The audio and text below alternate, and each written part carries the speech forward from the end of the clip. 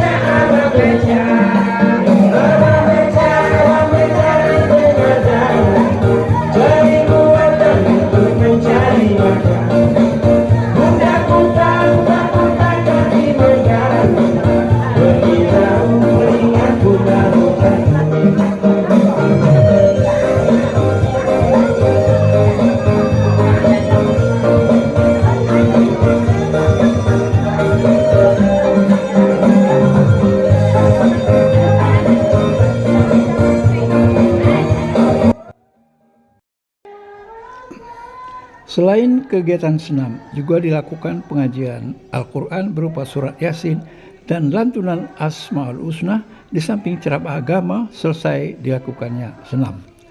Asmaul Husna ini dilakukan oleh para ibu-ibu guna meningkatkan kecintaan kepada nama-nama kebesaran Allah Subhanahu wa taala, di samping menambah ketakwaan para lansia di usia yang lanjut. Pembacaan dan lantunan Asmaul Husna ini dilakukan setelah senam kebugaran jasmani oleh para ibu-ibu yang semuanya adalah sudah berusia lanjut.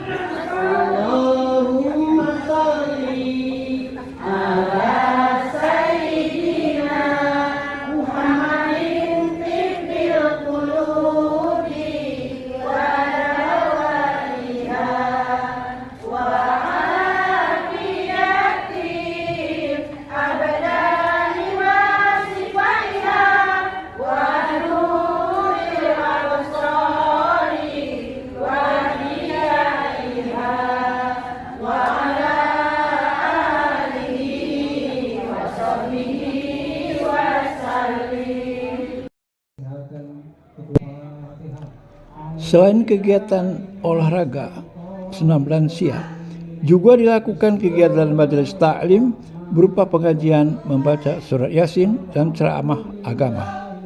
Pengajian Al-Quran berupa surat Yasin secara rutin dilakukan agar para lansia ini senantiasa bertakwa dan beriman serta ikhlas dalam menjalankan sisa-sisa kehidupan di usia yang senja. صراط الذين أنعمت عليهم غير المغضوب عليهم ولا الضالين آمين.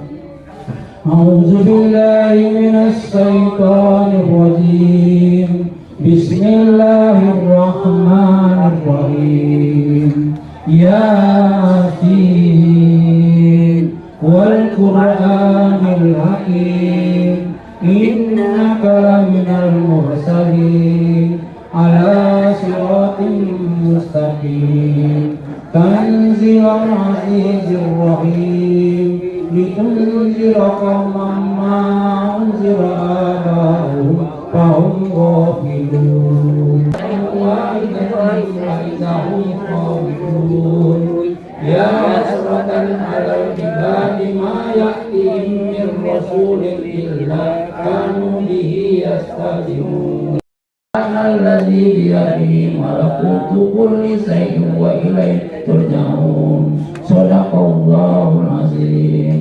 الفاتحة.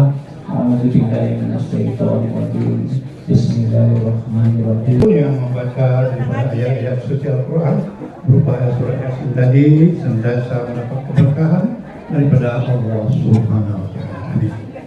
Baik, kita segera akan mengikuti sesi ceramah. Assalamualaikum warahmatullahi wabarakatuh. Alhamdulillahirabbil alamin wa bihi nasta'in ala amril waddin. Wassalatu wassalamu ala asyrafil anbiya'i wal mursalin. Assalamualaikum. Selamat datang dan ucapkan kepada Pak Kemas Dr. Kemas Haji yang terhadir dengan kita. Beberapa saat lagi akan memberikan ceramah. Bapak, Ibu, hadirin sekalian, kita tetap senantiasa bersyukur kepada Allah Subhanahu wa Ta'ala. Setiap kehadiran kita ini dihitung pahala oleh Allah.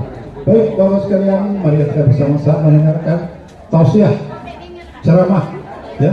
Barangkali topik bahasannya barangkali maulid, barangkali ya. Maulid Nabi Muhammad SAW tahun 1443. Kepada Bapak Dr. Kemas Haji Bahrudin MAG kami silakan.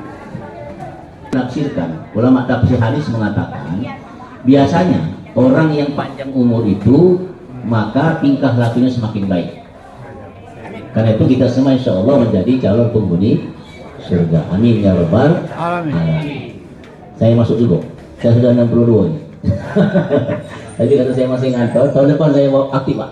Jadi saya tahun ini masih belum karena saya masih harus ngantor setiap hari. 2024 habis selesai. Nah, selesai jabatan, tapi dosen masih ini sampai 65, saya umur 65. Kalau profesor 70, tidak jabat lagi. Nah kalau jabat lagi, insya Allah bisa aktif. Amin ya rabbal alamin.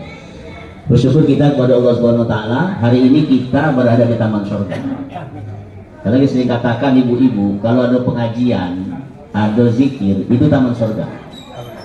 Rasulullah hanya menyampaikan 2 kali taman surga itu. Pertama beliau katakan, ma baina baiti wa mimbari rawdatun minal jannah. Di antara rumah dan mimbarku itu taman surga. Yang kedua beliau katakan, iza marartum fi rawdatil jannah farta'u. Qalu ma ya Rasulullah, qala majalisul ilmi atau majalisul zikir. Beliau katakan Rasulullah, kalau kalian melewati taman surga, mampirlah dengan riang, dengan senang hati, farta'u. Jadi kau datang dengan riang Rasulullah. Sahabat tanya, ya Rasulullah, marjan, apa taman surga yang Tuhan maksudkan? Kata beliau, taman surga itu majlis-majlis ilmu. Jadi kita kalau ada pengajian seperti ini majlis ilmu ini taman surga. Di taman surga ini, kalau sudah di taman surga, nak masuk surga kan tinggal buka pintu aja masuk. Nah, enggak. Maka pengajian, zikir ini jangan kita anggap pertemuan biasa. Ini ibadah. Ibadah kalau niat dari rumah sudah melangkah itu kata Rasulullah, kaki kanan mendatangkan pahala, kaki kiri menggugurkan dosa. Terus melangkah sampai tujuan kita masuk di taman surga itu. Kita sekarang kepada taman surga. Iya. Dan berbahagia karena Rasulullah memperingati hari lahirnya. Sahabat tanya Rasulullah, kenapa puasa Senin? Kata beliau, hari Senin itu adalah hari kelahiranku. Jadi beliau itu memperingati hari kelahirannya setiap pekan atau setiap hari Senin. Beliau puasa memperingatinya. Nah, dan dari dalil ini maka Asy'ariyah Maturidiyah sampai pada Syafi'iyah, Hambaliyah mengatakan disunnahkan kita memperingati maulid. Nah ini. Kalau kita lihat dari berbagai ulama yang paling sering membid'ahkan itu adalah siapa? Ibnu Taimiyah. Ibnu Taimiyah itu bid'ah kalau gitu. Tapi ketika bicara maulid, dia katakan maulid itu besar manfaatnya. Silakan baca Ibnu Taimiyah. Ibnu Taimiyah mengakui. Jadi ulama yang sering membid'ahkan orang, mengkafirkan orang, dia mengakui. Bahkan Hanafiyah juga begitu memperingati maulid. Di peringatan ini sangat penting. Kenapa? Dengan memperingati itu kita akan ingat jalan Rasulullah. Untuk apa? Ya untuk surga. Tapi kita jadi surga itu lah. Jadi yang bersama Rasulullah ada hanya tiga hadis. Saudara penonton, saat ini saya berada di komunitas Lembaga Lanjut Usia Indonesia dalam rangkaian kegiatan Majelis Taklim dengan hari ini penceramah Dr. Kemas Bahrudin MAG. Berikut kita akan berbincang. Assalamualaikum Pak. Waalaikumsalam penceramah Pak warahmatullahi wabarakatuh. Tolong diceritakan sebenarnya makna daripada kegiatan Maulid Nabi Muhammad SAW pada saat ini bagi kita umat manusia yang ada sekarang ini. Ya, terima kasih. Kalau istilah agama itu bisa miladun Nabi, kelahiran Nabi. Ya. Ada yang katakannya maulid, ada yang katakan maulud. Ya silakan saja. Yang benar adalah miladun Nabi, kelahiran Nabi SAW. Kenapa kita peringati? Karena kita cinta dengan beliau. Rasulullah memperingati hari lahirnya. Beliau melaksanakan puasa setiap Senin. Nah, itu adalah peringatan dari kelahiran beliau. Nah, sekarang kita memperingatinya dengan menunjukkan mendemonstrasi kecintaan Rasulullah. Maka ketika kita cinta Rasulullah, nanti akan bersama-sama beliau di surga dengan cara kita menghidupkan sunnah-sunnahnya. Itu cara kita. Baik, ini ada hadir juga Ketua LLI Sumatera Selatan, Pak Dr. Haji Burhan Abdullah ya. Mungkin dapat diceritakan kegiatan-kegiatan kita dalam rangkaian tentunya melaksanakan daripada organisasi untuk menjadikan lansia yang tangguh. Alhamdulillah, kegiatan rutin kita setiap hari Selasa dan Kamis yang diawali senam, kemudian dengan tausiah. Hari ini kita mendapat kehormatan dan pencerahan dari Pak Ustaz Dr. Badarudin. Semoga apa yang beliau uraikan mutiara hikmah peringatan Maulid Nabi Muhammad SAW itu menjadi pencerahan bagi kita semua. Pada beliau kita doakan mudah-mudahan sehat walafiat dan insya Allah dapat menemukan gelar guru besar. Amin. Amin. Pak Rahim, mungkin ke sana. Ambo ke sana. Alhamdulillah, sangat menarik sekali apa yang disampaikan oleh Ustaz kita tadi, hingga memotivasi kita untuk ke depan lebih aktif, lebih mencintai Nabi Muhammad SAW. Itu saja. Mungkin terakhir harapan ya, mungkin adanya dengan peringatan Maulid seperti ini apa kira harapan bagi kita untuk seluruh. Pertama, kita berharap bahwa lansia kita semua sehat. Amin. Yang kedua, lansia itu calon surga. Rasulullah katakan, mantola umruhu hausuna amalu. Amin. Mukhalafah hadis itu, ulama tafsir hadis menafsirkan bahwa orang yang panjang umur itu biasanya hasanah baiknya. Amin. Kebaikannya akan meningkat, maka kita semua berharap mereka yang tergabung dalam lanjut usia ini betul-betul dalam kondisi yang baik, nanti berkumpul lagi di surga. Sama Rasulullah SAW. Dan peringatan Maulid ini mengingatkan kita bahwa Rasulullah itu berjuang luar biasa dan beliau mencintai kita. Alangkah tidak teganya kita kalau kita membiarkan dia bertepuk sebelah tangan. Jadi kita itu mencintai beliau karena beliau cinta dengan kita. Nah, dengan kecintaan nanti bersama-sama beliau kita di surga Firdaus. Amin ya rabbal alamin. Demikian saudara penonton, wawancara kami dengan Ketua LLI dan penceramah yang dilakukan di Lembaga Lanjut Usia Indonesia setiap hari Selasa. Demikian wabillahi taufiq. Wassalamualaikum warahmatullahi wabarakatuh. Seperti biasa, selesai melakukan senam kebugaran lansia dan kegiatan majelis ta'lim, para lansia ini mendengarkan arahan dan sambutan Ketua LLI Sumatera Selatan Dr. Haji Burhan Abdullah. Ketua Umum LLI Sumatera Selatan Dr. Haji Burhan Abdullah dalam setiap arahannya senantiasa mengajak para lansia harus tetap semangat dan jangan merasa menjadi tua. Lansia harus tetap bergairah dan ceria, hidup sehat dan sejahtera, beriman, tua, berguna, dan berkualitas. Dan jadilah lansia yang tangguh. Menjadikan uswatun hasanah. Banyak contoh-contoh teladan. Mungkin bagi saya yang tidak bisa mencontoh Rasulullah itu berpoligami, Pak. Itu ayat itu dapat kita khatamkan paling sedikit 1 bulan 30 juz ya. Bisa Bu ya? Bisa. Ya, terus demikian rupa. Maka ada sahabat saya 1 hari 30 juz. Masya Allah saya. Aku paling-paling kalau 1 hari itu juz mango, juz melon. Kalau Quran. Nah, semoga kita satu ikut beliau di saat-saat sedang dunia sekarang ini sedang seperti sekarang. Musim kemarau ini sudah berapa lama, Pak?